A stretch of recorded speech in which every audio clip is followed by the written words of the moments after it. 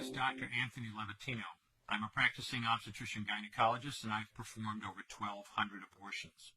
Today I'm going to describe a second trimester surgical abortion called dilatation and evacuation, or D&E. A D&E is performed between 13 and 24 weeks of pregnancy. After administering anesthesia, the abortionist uses a weighted speculum, like this one, that opens the vagina widely. Because second trimester babies are so large, this greater access facilitates a late-term abortion. Late-term abortion requires that the cervix be prepared 24 to 48 hours in advance with laminaria. Laminaria is a type of sterilized seaweed that absorbs water over 8 to 12 hours and swells to several times its original diameter. Once removed, metal dilators can be used to further open the cervix as needed. Once the cervix has been stretched open, the suction tube is placed inside.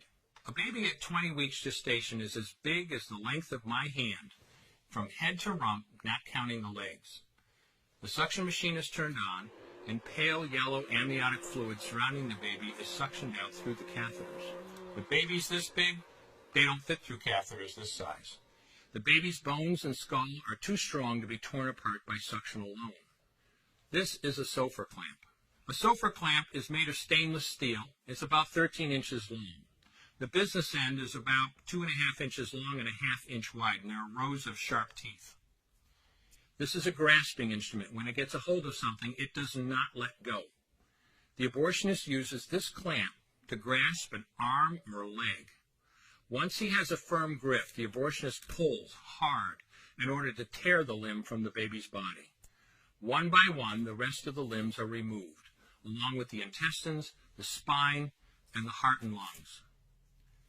Usually the most difficult part of the procedure is extracting the baby's head, which is about the size of a large plum at 20 weeks.